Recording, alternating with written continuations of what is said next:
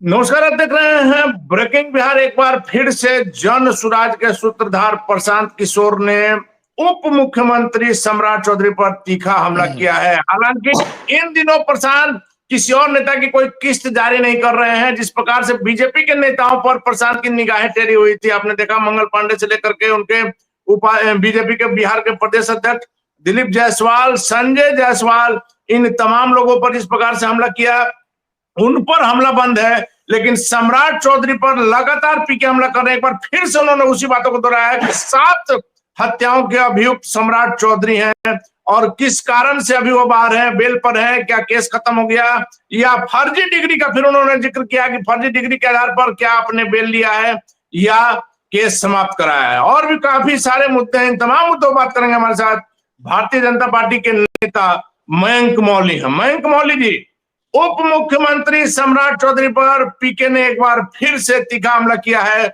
और वही सवाल को फिर से दोहराया, क्या कहेंगे?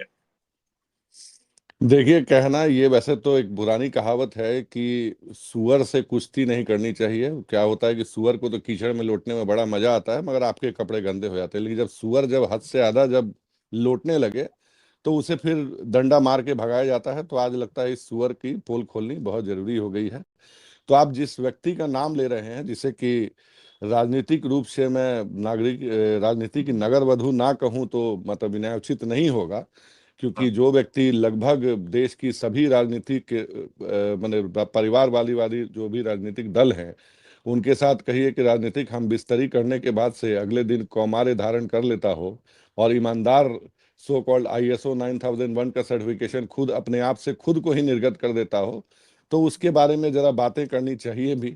अभी आपसे कुछ छुपा हुआ तो है नहीं बिहार में क्या चल रहा है। जब ये सो कॉल्ड गांधी जी का पोस्टर लगा के, पीला पोस्टर लगा करके और शराब की वकालत करने वाला ये व्यक्ति जब आया था यहाँ पे, और उसके बाद से आज इसका बोरिया बिस्तर पैक हो गया। अब इसने बंगाल जाने की तैयारी कर ली है, जैसा हम लोग पहले से कहते आ रहे थे।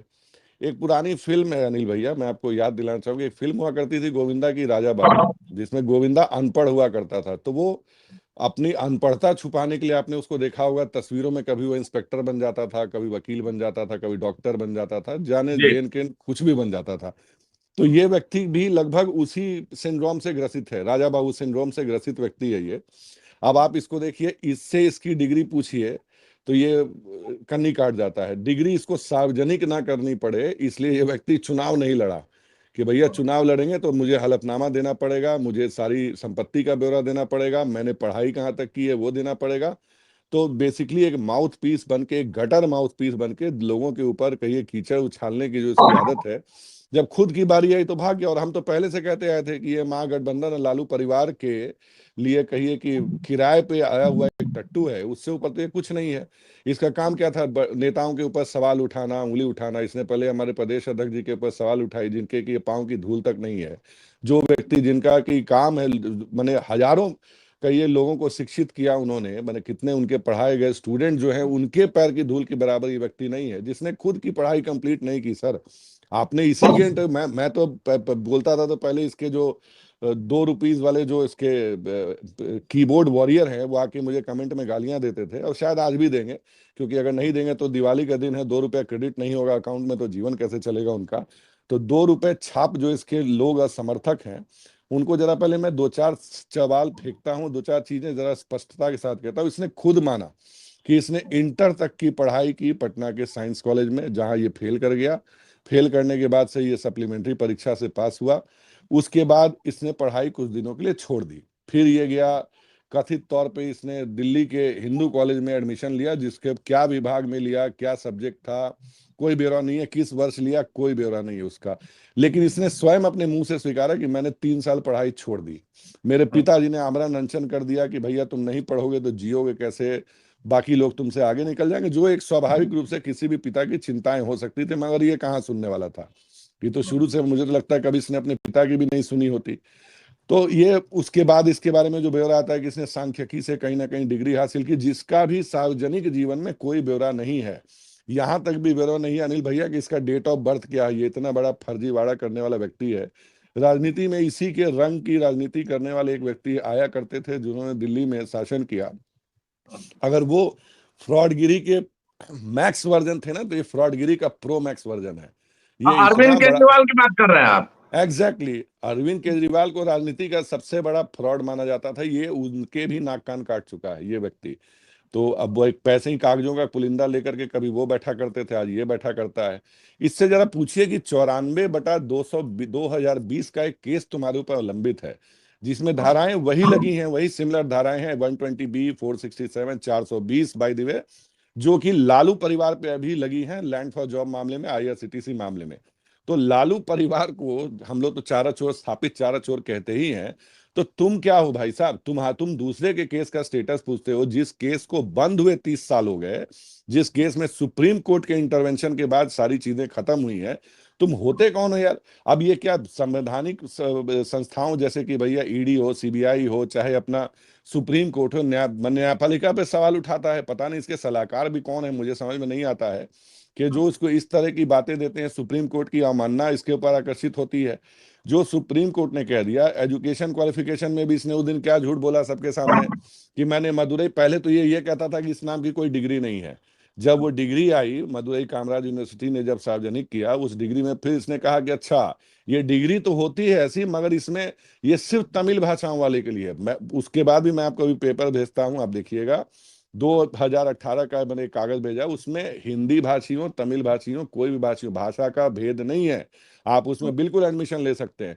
इसके एक एक दावे ताश के पत्ते की तरह ढहते चले जा रहे हो। ये अफवाहों का जो कागज का महल जो इस व्यक्ति ने खड़ा किया, वो अपने आप खत्म हो गया। और एक बात बोलिए ना, ये व्यक्ति आया था कहने के लिए कि हम और हमारी लगभग बहुमत की सीटें आएंगी, 150 से नीचे आएगी तो हम सरकार नहीं बनाएंगे। हम यहाँ समझेंगे कि हमारी एक हार है। एक एक करके इसके प्रत्याशियों के नामांकन रद्द हो रहे हैं। इतने अंगूठा छाप थे कहिए इसने प्रत्याशी रखे हैं कि जो कहिए कि अपना नामांकन ठीक से नहीं भर पाते हैं। आप उन सीटों की मुझे ज्यादा बोलने की जरूरत नहीं है, उन सीटों का ब्यौरा आपके पास बिल्कुल होगा। और सबसे बड़ी बात, इसने क्या कहा था? पहले तो कहा कि हम पार्टी नहीं बनाएंगे, एकदम केजरीवाल मॉडल पे। फिर इसने पार्टी बना ली। फिर कहा कि चलिए हम पार्टी बना लेंगे लेकिन मैं चुनाव नहीं लड़ूंगा। तो फिर उसने उसके कुछ दिनों के बाद से फिर ये पलट जाता, फिर ये कहता मैं चुनाव लड़ूंगा और एक नहीं 2 सीटों से लड़ूंगा। एक तो मैं राघोपुर से लड़ूंगा और एक मैं जाकर के लड़ूंगा अपने जन्म स्थल, और एक कर्म भूमि से लड़ूंगा।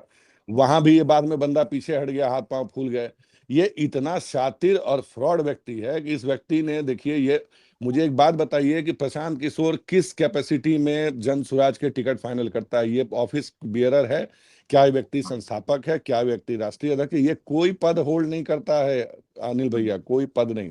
इसने एक सूत्रधार है, जनसुराज के सूत्रधार है। ये सूत्रधार का पद कब से आने लग गया भैया? जैसे मैंने ये तो मैंने हद हो गई। सूत्रधार हैं, पद तुम ही करते हो सारे लोग। अभी देखिए इसके, जिन लोगों को पिछले 3 वर्षों से इसने काम पे लगा रखा था, कि जिनके करोड़ों रुपए इसने खर्च करा दिए या खुद भी ढकार गया, ये आज वो व्यक्ति कुर्ता फाड़ फाड़ के, ऐसा कौन सी सीट है जो जिस पे आप मुझे बताइए कि इसके ऊपर आरोप नहीं लग रहे हैं पैसे लेने के?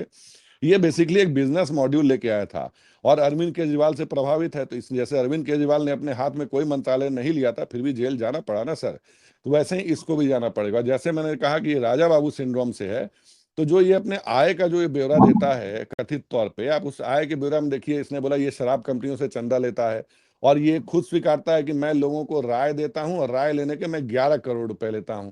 तो तुम क्या केमिकल इंजीनियर हो कि तुम बताते हो कि भैया विस्की कैसे बनाई जाएगी और बाकी जो अदर चीजें होती हैं वो कैसी बनाई जाएंगी?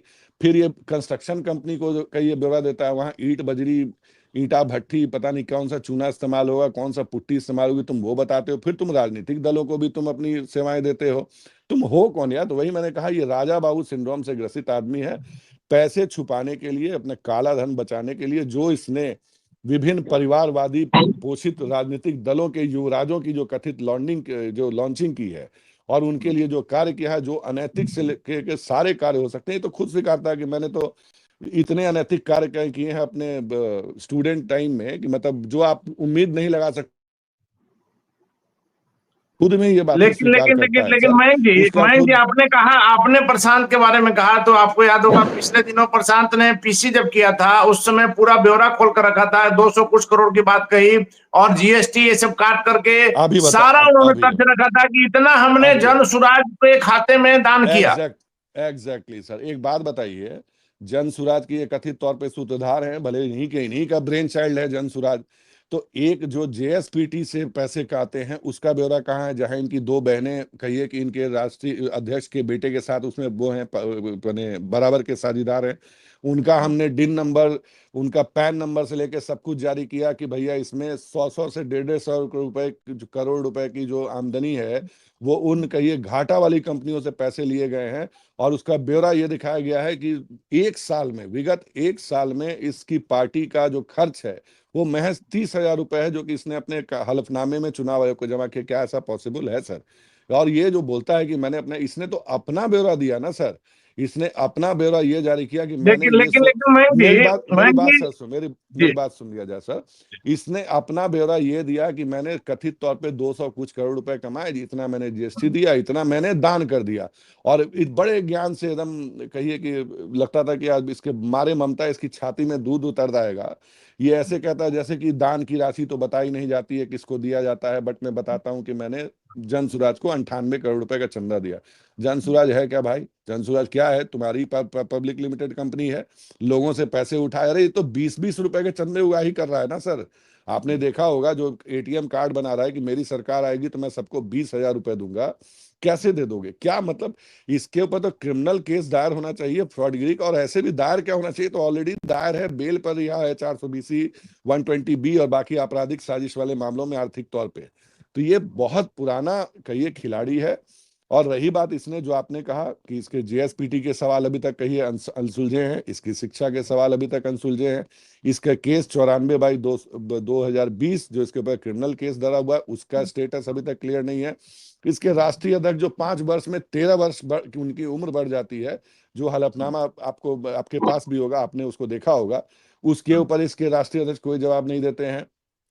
टिकट में लोगों से जो हेरा फेरी करी इसने, और सबसे बड़ी बात की तुमने ये जो सो कॉल्ड पैकेज डील चलाया 3 साल का, आप सोच रहे हैं कि अगर 20-20 रुपए ले लेकर के गरीबों से, गरीबों को झूठ, भोले भाले लोगों को झूठा बना करके उनसे पैसे लेके इसने कितने करोड़ों रुपए की राशि उगाही की है। टिकट प्रार्थियों को तो बात ही छोड़ दीजिए। लेकिन लेकिन और लेकिन इसने मयंक जी क्या इसी पर बोला? हम आ रहे थे कि जी सम्राट चौधरी कोई साधारण व्यक्ति नहीं है, बिल्कुल नहीं बीजेपी के है। बड़े नेता हैं, बिहार के उप मुख्यमंत्री हैं। जब उन पर इस प्रकार का आरोप लग रहा है, आप भी समझ रहे हैं कि प्रशांत किशोर झूठा आरोप लगा रहे हैं, लोगों को बरगला रहे हैं, तो क्यों नहीं सरकार कड़ा एक्शन लेती? आप सीधे प्रशांत को कहीं दूर नहीं, शेखपुरा उसमें उनको उठा करके जेल में डलवाइए। आपके पास तो सरकार है, आपके पास ताकत है। सर मैंने आपको पहले भी कहा ना कि सुअर से लड़ाई करने के लिए आपको जरूरत नहीं है कि हर बार आप कीचड़ में ही लोटें। सुअर लेकिन को लेकिन कभी सम्राट कभी जी की छवि को धूमिल हो रहा है ना, कहाँ सम्राट जी की कहाँ छवि कहाँ धूमिल हो रही है। अरे सर आप देखिए, सम्राट जी का जो अभी आपने नामांकन देखा होगा, उतनी भीड़, ये किराए की भीड़ जो लेके आता है ना, जो इसकी सो कॉल्ड पार्टी की लॉन्चिंग में, उतनी भीड़ नहीं आती जितने लोग कहिए वहां पे हमारे नेता के लिए सड़कों पर आए और बका करके उन्होंने अपना आशीर्वाद दिया। और कभी पब्लिक ओपिनियन करवा लीजिएगा कि वहां की पब्लिक जो है प्रशांत किशोर जी की 7 पुश्तों को कैसे याद नहीं, करती है, हम मैं उन जान रहे हैं शब्दों। मयंक जी, हमने वो सारी खबरें भी दिखाई है, पर जिस प्रकार से सम्राट चौधरी के नॉमिनेशन से लेकर के जहां भी जा रहे हैं, जो उनकी सभाओं में जो भीड़ उमड़ रही है, हमने तो शुरू में कहा कि बीजेपी के कद्दावर नेता हैं और बिहार के अगला मुख्यमंत्री हो सकते हैं। वैसे में जब नहीं उनकी छवि धूमिल, चलिए नहीं कर पा रहे हैं, लेकिन धूमिल करने का प्रयास कर रहे हैं, इसी आधार दे, पर इनको आप लोग जेल में डालिए। देखिए सर मैं एक बात बताता हूँ, प्रशांत किशोर को एक और सिंड्रोम है, उसको बोलते हैं पांडे सिंड्रोम। प्रशांत किशोर पांडे जो हैं, उन जो एक सवर्ण जाति से आते हैं, उनसे बर्दाश्त नहीं हो रहा है कि कुशवाहा समाज का लड़का जो है इतना आगे कैसे बढ़ गया। सम्राट किशोर जी, सम्राट चौधरी जी उतने प्रिविलेज नहीं थे जिन प्रिविलेज बाप के बेटे तुम रहे हो। उन्होंने बकायदा संघर्ष किया है, ग्रामीण परिवेश से आते हैं, और अपनी 30 साल की राजनीतिक सतत कहिए यात्रा रही है उनकी, संघर्षों के बाद आज वो इस मुकाम पे पहुंचे हैं। तुमसे क्यों नहीं बर्दाश्त हो रहा है भैया? और अभी मैंने इसका एक इंटरव्यू देखा, आदरणीय सम्राट चौधरी जी के पिता आदरणीय शक्ति चौधरी, जो लगभग 90 वर्ष के व्यक्ति हैं, पिता तुल्य हैं, सबके लिए पिता तुल्य हैं, इसने उनके लिए भी कहिए कि अपमानजनक शब्द का प्रयोग किया। ये व्यक्ति ना बड़ों की इज्जत करता है, ना छोटों की इज्जत करता है, राजनीतिक शुचिता का इसे कोई ज्ञान नहीं है। उसके बाद से टर टर टर करने आया है बिहार में, कहिए ये बेसिकली पैसे उगाही करने आया था, और वो उसका चैप्टर पूरा हो गया है। ये 14 तारीख के बाद ये बंगाल में आपको दिखने वाला है। इसने क्लियर भी कर दिया है कि अब ये जाएगा अपने बाकी चीजों में लेके। तो आदरणीय सम्राट चौधरी जी के पिता आदरणीय शक्ति चौधरी जी पे जो इसने कही है, जो अनर्गल बातें की हैं, वैसे मैं लाना तो नहीं चाहता था, बड़ा कहिए कि पारिवारिक मामला है, किसी के परिवार जी, पे आमतौर पे हमला नहीं करने की हमारी रिवायत व्यक्तिगत रही टिप्पणी है। से बचना चाहिए, हमने लगातार कहा है। हमेशा हम लोग करते भी नहीं है सर, हम लोग एक कार्यकर्ताओं की पार्टी है, हमारा एक कहिए राष्ट्रवादी पार्टी है, नेशन फर्स्ट वाली जी, पार्टी है, हमारा एक स्तर है। लेकिन किसी के 90 वर्ष के पिता के ऊपर अगर तुम कहो आक्षेप लगाओगे, गंदी भाषा का प्रयोग कराओगे, तो आई एम सॉरी टू से कहिए इनके पिता आदरणीय श्रीकांत पांडे जी को भी मैं मुझे बीच में लाना पड़ेगा। प्रशांत किशोर पांडे जी का ये मेरे पास सर देखिए इनका एपिक नंबर है, ठीक है। प्रशांत किशोर पांडे जी का जो नाम है उस समय के हिसाब से प्रशांत किशोर है, इनके पिता का नाम श्रीकांत पांडे इसमें लिखा हुआ, और एपिक नंबर है IUI 31233718। इसको ये चाहे तो ये डिनाई कर सकते हैं। जी। अब आप मुझे सर ये बताइए, ये मैं आपको भेजता हूँ वोटर लिस्ट, ये है वोटर लिस्ट इनकी, इनके घर की। इसके वोटर लिस्ट में अगर आप देखेंगे तो प्रशांत किशोर पांडे, यहाँ पे इनका नाम पांडे हो जाता है, ठीक है। उसमें कोई मुझे आपत्ति नहीं है, बिल्कुल होना चाहिए, अपना सरनेम बिल्कुल इस्तेमाल करना चाहिए, मगर इनको सार्वजनिक रूप से प्रशांत किशोर पांडे कहलाने से भी तकलीफ होती है। आई डोंट नो वाई, क्यों होती है। तो प्रशांत किशोर जी का जो क्रमांक नंबर जो है, जो इनके वोटर लिस्ट सूची में, वो है 470, हाउस नंबर 49। इसमें इनका पिताजी का नाम वही लिखा हुआ है, जो उनके पिताजी का नाम है श्रीकांत पांडे लिखा हुआ है।